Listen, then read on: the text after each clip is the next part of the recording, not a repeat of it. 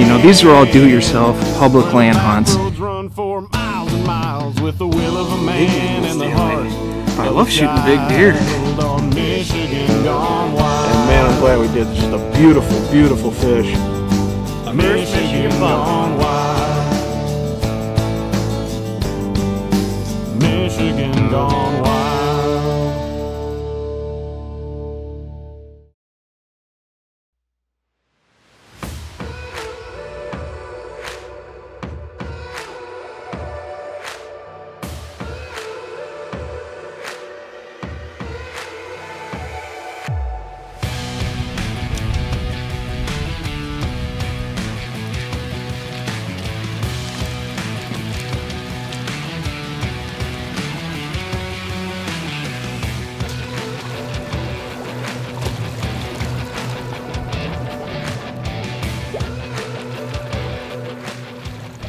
Hey folks, thanks for tuning in to Michigan Gone Wild. I'm your host, Jordan Kettlewell. Today we're going to be out on the Pere Marquette River, and we're back out with our good friend Steve Cornetet from the Bad Keys Baldwin Creek Lodge. Renowned steelhead expert, and he was kind enough to bring us out here today to show us a good time on the Pere Marquette. How's the fishing been so far this year? It's been incredible. We've had good amounts of fish coming up. With this warmer weather, they're a little ahead of schedule, so it's been good. And the weather has been crazy. You wouldn't know it. Last year when we filmed out here, we were out in the snow. It was in March. We're actually ahead of schedule. It's February when we had this huge warm-up, so we're looking at possibly 60 degrees plus today, which typically is not great steelhead weather, correct? No, I mean, it's good for this time of year because we have new fresh fish coming out of the lake. We've got some of our spring fish pushing up, and we had a little bit of rain, so we got a bump in water, so that should move them through this lower river system and try to find some of those big groups coming up. Well, good deal. All right, well, we're going to put in, folks, so stay tuned.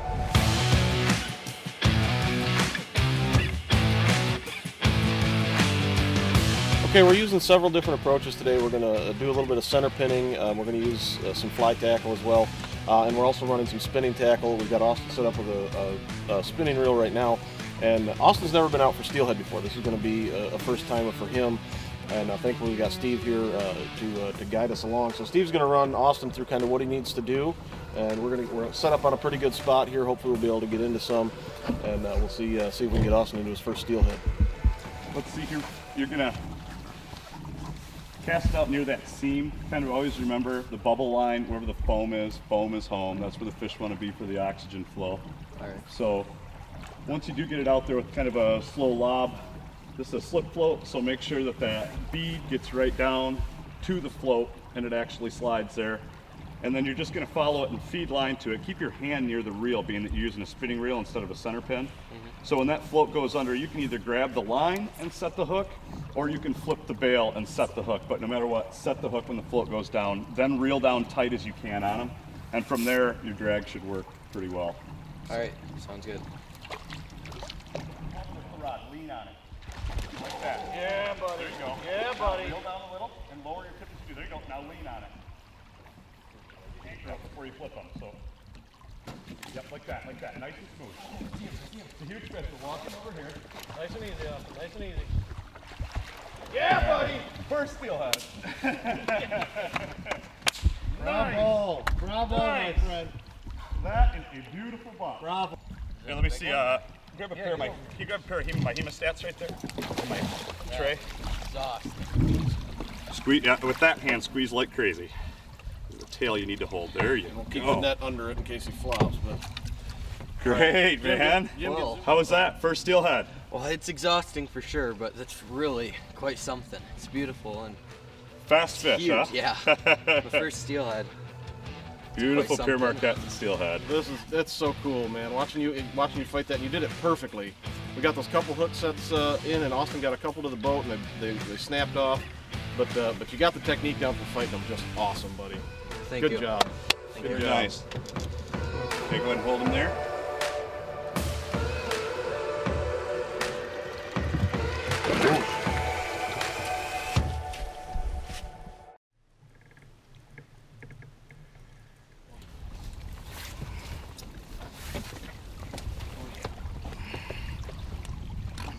Get her tail out. Yeah, Joe.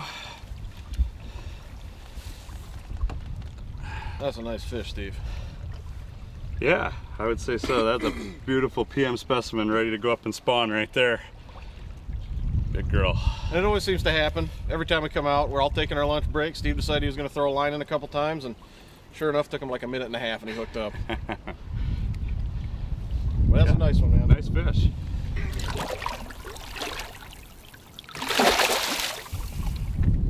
Feel any head throbs on there at all?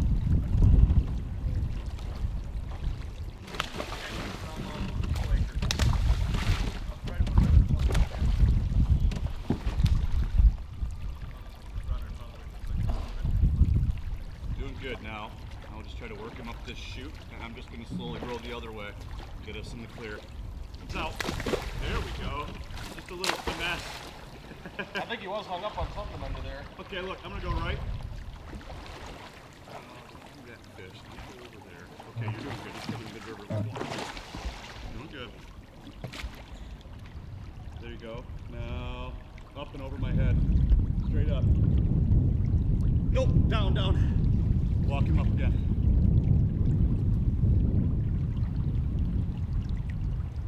Slowly start to lift up while you're pointing upward. And once he gets up by the surface, walk him over my head. Not yet though. No, he's gonna be out of reach. Down, down, down with your rod. Oh yeah, he's going again. There you go. Back up again. Yep, try it again. That one's in. All right. Heck yeah. Great fish.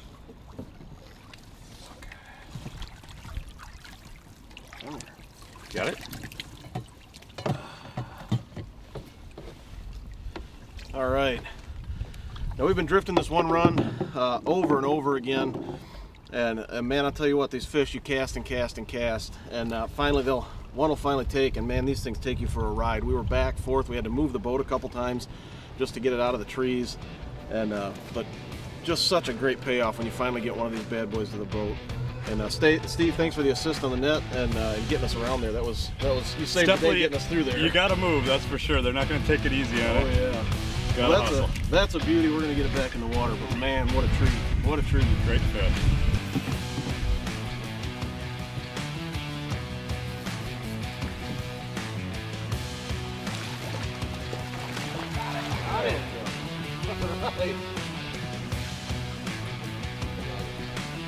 Gorgeous fish.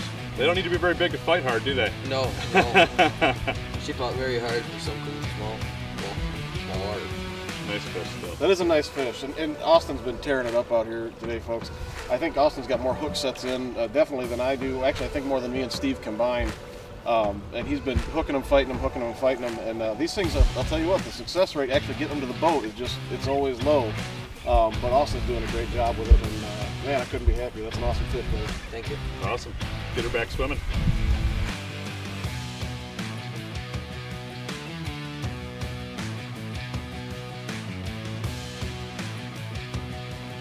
All right, so I'm going to go over with everybody today what we're using here in this lower river system.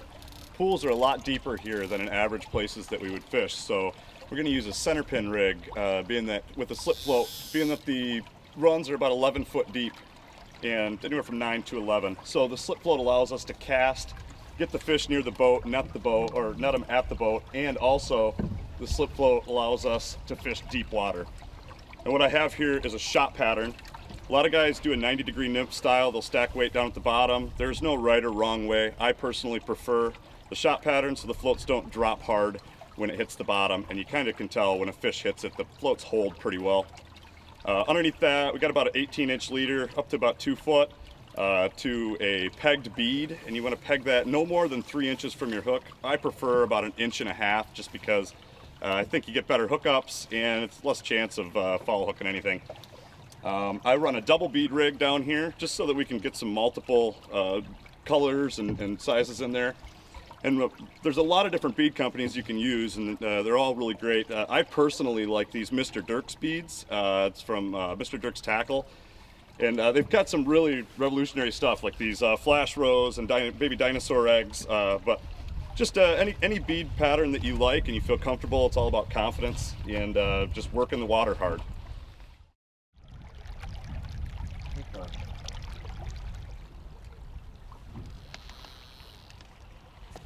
Yeah. That's what we're looking for. Keep your rod low. Good job. Yep. There we go. I think we got him unhooked though, or unwrapped. No. Well, he's still wrapped up. Maybe. It feels like it's. Now you're back. It's not wrapped anymore. Yeah, buddy.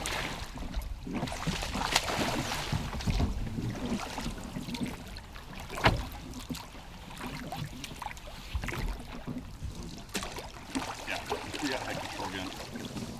That's what we needed. Come here, fella.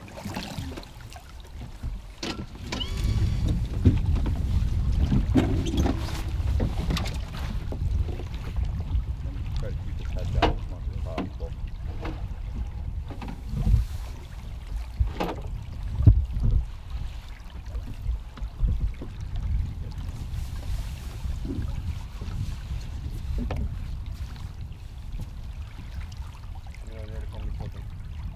Keep walking him up a little bit more. Okay, lift and flip. He's still wrapped just a little. Try that one more time.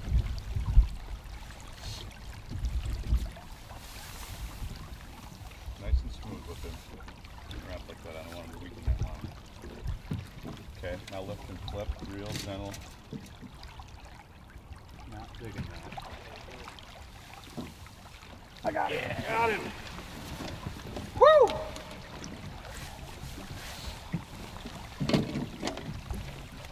All right. Let's bring him over here. Let's bring him on this side.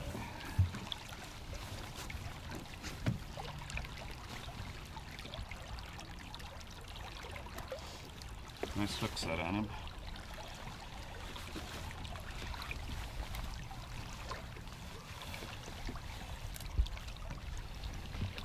All right, there we go. First one for today.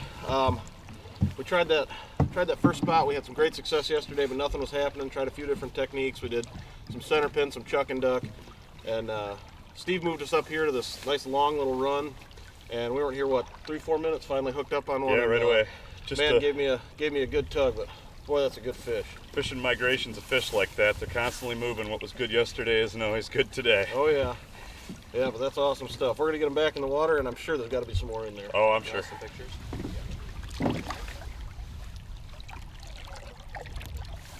There she goes. That's Awesome. done. All right. Awesome. Awesome. Good job, guys.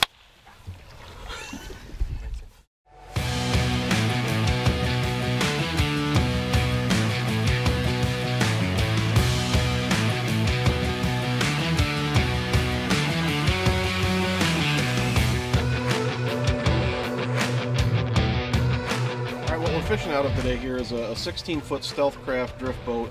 An interesting thing about Steve, not only is he a steelhead virtuoso, just an absolute expert on the stream, but you got your start building these boats, correct? Yep, yeah, I've built these boats for quite a few years, and what we're fishing out today is a 16-foot Superfly. Our camera boat is actually running out of a 16-foot ATB, which is our all-terrain boat. And what kind of sets Stealthcraft apart from a lot of the other boat companies is this is a hand-laid, one-off build boat. It's got basically a double hull to it, so a lot more durable. The walk-around space is great, rod storage is great, and then power options. We've got power anchors, we've got interior lights, exterior lights. You can put options for radios and everything like that. And the ATB is actually, that these guys are in, is actually our all-terrain boat, which is great because you can have your 20 horsepower motor on it or 30 horsepower motor on it, and you can run it on the big river for the day or where you can, and then you can go up into the fly water or the sections where you can't use a motor. You pop the motor off, have all your gear still stored right in it, and just pick up and fish where you left off the day before.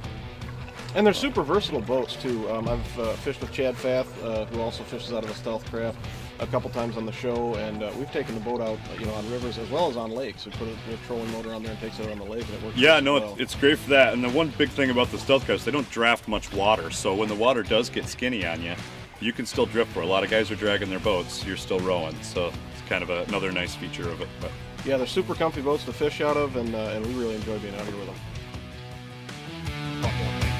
a lot of wood in here. Yep.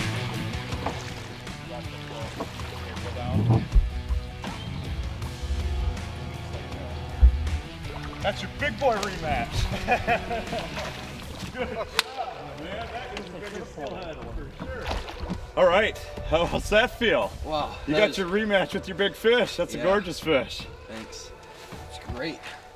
Now, I was wondering, why does this one have a lighter stripe than the other ones? That's a fresher fish in the river. He just came up here, so it doesn't take him very long in the river. Sometimes a day, days, sometimes a week to start getting that red tint because they're getting their spawning colors. They're all working their way up from the upper sections of the river to spawn. Yeah. You'll notice on this guy, we were talking about this yesterday. You see that indent in the front of his mouth? It's kind of cool. It actually grew in there for his kite. He's got that really nice kite on him. Ooh, got him? Yeah, I got it. There you go. You're gonna have to wash those. Oh yeah. Great Luckily fish. it's waterproof. That is a great fish.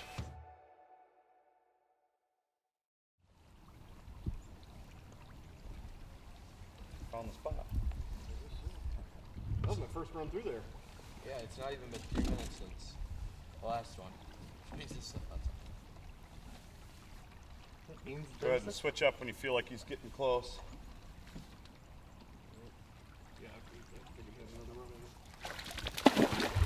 acrobatic again.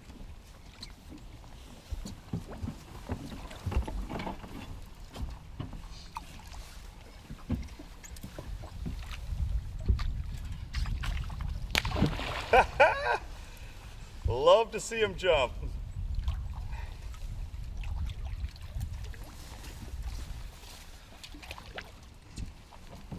Get out of there. Oh, flip him this way. There we go. You're right, Brian. Sure. All right.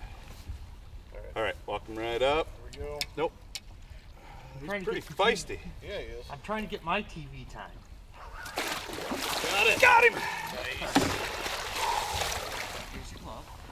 Got him? All right, I got him. All right. All right, this one's a little bit smaller than some of the ones we've been catching, but I'll tell you what, for its size, this thing put up a better fight than some of the fish we've seen. This was back and forth and back and forth. He's still got fight in him. He's not done. But definitely a nice little buck, and just a really active run. We've had two or three rolls through here and hooked up on 2 fish already, so it's definitely been a good one. Yep. There he goes. Nicely done, Jordan. Thank you, sir. All right, folks, it's been a great couple days out of the river today, and you know, it's been just a treat being out here with Steve and getting to enjoy some great fish on the Pere Marquette here. You know, Michigan offers thousands and thousands of miles of trout stream that you can go out, you can fish and enjoy and catch great fish. But there's really nothing like the Pere Marquette. We've been out here 2 years consecutively now, and each time it's just been incredible hook sets, incredible explosive fish fights, and just a great time. And Steve, I want to thank you for getting us out here and for helping Austin along so much and getting him into his first steelhead. I mean, that was just incredible watching you do this, kiddo. And you're good, man. Yeah, thank you. You've come a long ways. You've done a great job. No, it's my pleasure to bring you guys out and enjoy the PM a little bit with me. It's a special place, like you said. Not many places in the world that you can have wild steelhead fishery and, you know, pristine waters like this. And we love having a guy like you that we can come out with, and not only do you know the river inside and out, but you're also a great time to fish with. Folks, I appreciate you tuning in. Stay tuned and stay wild. Michigan, it's Michigan gone wild here in Michigan, where the back roads run for miles and miles with the will of a man and the heart of a child on Michigan gone wild. Michigan.